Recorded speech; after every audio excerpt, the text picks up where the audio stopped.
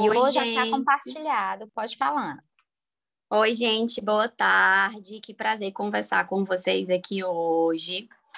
É sempre uma enorme satisfação estar presente no evento das meninas, em poder falar sobre esse tema que é tão importante, que é a endometriose na atualidade, né?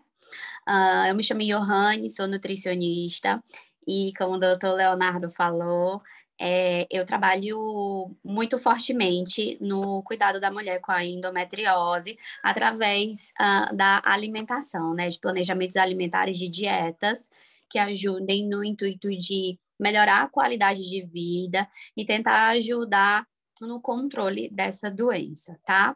Então, o desafio que foi me dado hoje foi trazer brevemente sobre a importância dessa alimentação, desse cuidado sobre a endometriose, tá?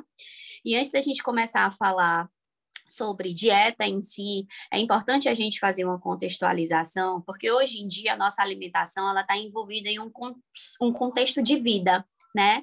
Em um contexto de mundo ocidentalizado, onde a gente tem um padrão alimentar que tem relação com a nossa rotina, com a nossa família, com as pessoas que estão ao nosso redor, com a saúde do nosso sistema digestivo, de estômago, de esôfago, de intestinos, com saúde retal, inclusive também na localização das lesões, né, da endometriose, que podem aparecer em diversos desses setores.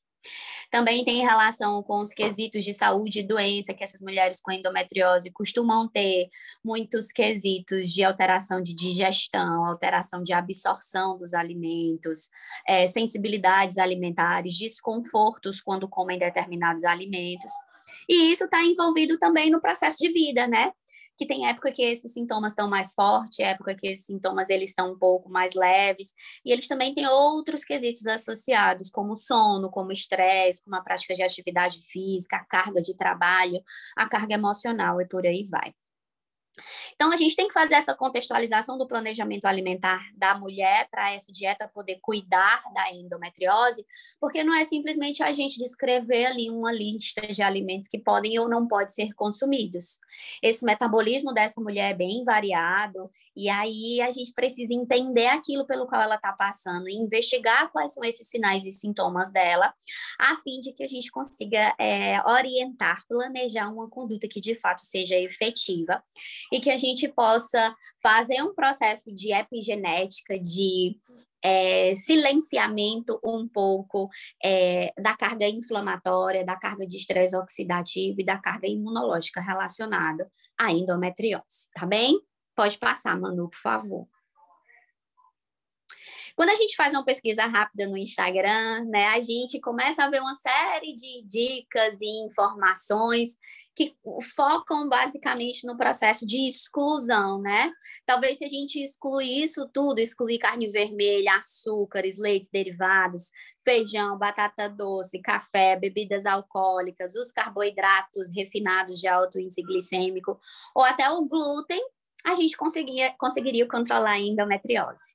Mas não são poucas as pacientes que chegam no consultório excluindo todos esses alimentos e, mesmo assim, permanecem com as queixas dos depoimentos que a gente viu hoje aqui já, de dores, de desconforto abdominal, de intolerâncias alimentares, de alteração entre quadros de constipação e diarreia, de um desconforto social do alimento de fato poder interferir na qualidade de vida dela.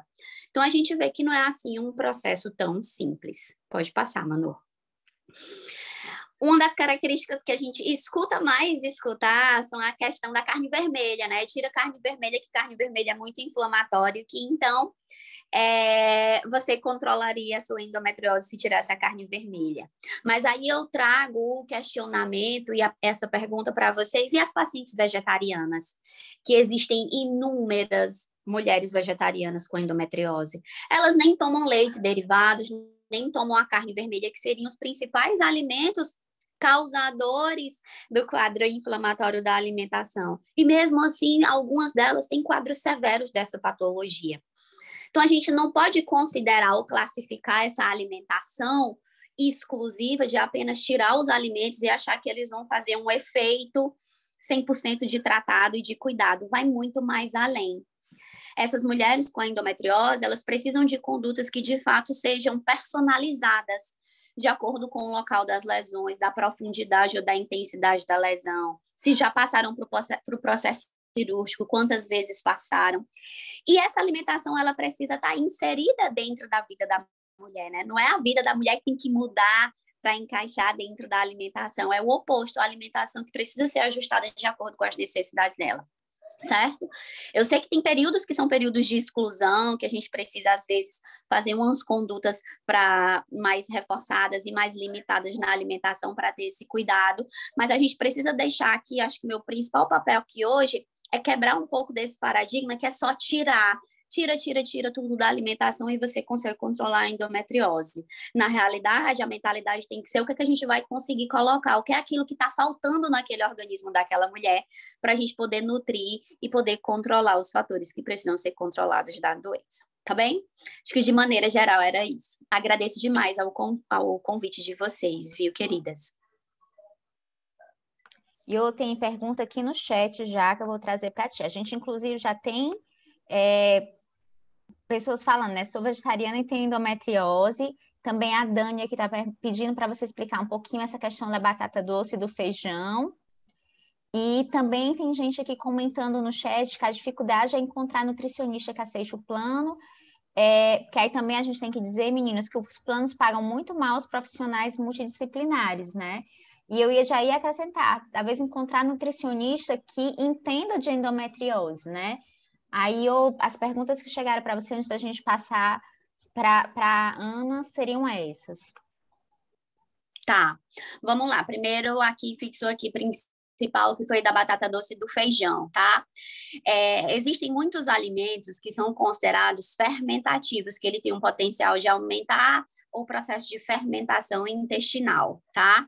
Isso pode ser o feijão, pode ser a batata doce, o repolho, o brócolis, etc. E aí, algumas pessoas que têm uma fragilidade intestinal ou uma colonização de micro-organismos inadequada acabam fermentando mais esses alimentos do que outras. Mas o grande X da questão não é o alimento que é ruim, é a saúde do intestino que está comprometida e que, por causa disso, esse intestino não consegue metabolizar adequadamente esse alimento. E aí é um processo de personalização, porque todo mundo sabe que a batata doce é um alimento saudável, né? E aí a gente precisa cuidar desse intestino a fim de que essa paciente consiga consumir isso de maneira bacana e não sinta os desconfortos relacionados. Tá? A gente tem que entender que toda conduta que vai ser aplicada, ela precisa ser baseada em ciência, né? E aí, quando a gente vê os estudos relacionados sobre a alimentação, é muito difícil. Acho que hoje em dia todo mundo entende um pouco de pesquisa, porque acompanhou um pouco o processo de desenvolvimento da vacina do Covid, né? Que você precisa fazer uma pesquisa com um monte de pessoas para poder ver se aquele remédio, se aquela conduta, ela vai ser de fato efetiva ou não. Mas com a alimentação, fazer essa investigação com muitas pessoas é muito difícil, porque é muito difícil ter pessoas com a mesma carga genética, com o mesmo consumo alimentar, com o mesmo histórico de doença, com as lesões de endometriose nos mesmos locais. Então, as pessoas, às vezes, pegam estudos que têm uma certa estrutura de formação limitada e utilizam aquela informação como se ela fosse uma verdade absoluta. Tirar a carne vermelha não resolve, senão não teria queridas aqui que são vegetarianas e que não consomem carne vermelha e que têm endometriose. Tirar leites derivados também não é o resultado. Eles não são alimentos vilões. Ao contrário, se a gente perdura com exclusão por muito tempo desses alimentos, a gente precisa fazer um acompanhamento nutricional um pouco mais de perto, prestar atenção no B12, no ferro, que são nutrientes que ficam limitados quando a gente simplesmente exclui grupos alimentares sem fazer o acompanhamento.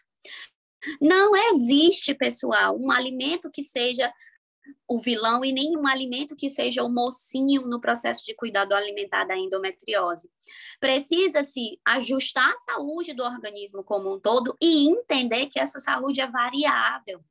Às vezes a gente está aqui, todo mundo saudável, daqui a 3 semanas, uma pessoa já está com uma deficiência de vitamina A, outra já está com uma deficiência de vitamina B1, outra já está com saúde intestinal mais afetada, porque o nosso emocional, o nosso cotidiano, a nossa atividade física, enfim, o nosso sono, tudo isso interfere de maneira muito dinâmica na saúde do organismo.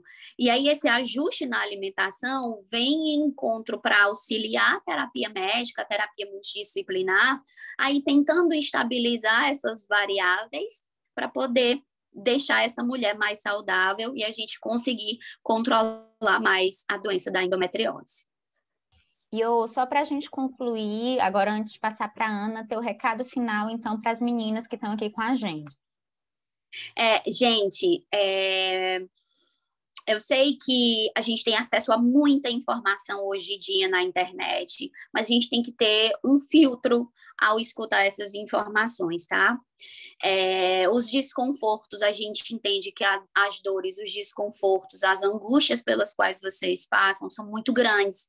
E às vezes isso associa um desespero. O que é que eu vou fazer para tentar controlar essa situação?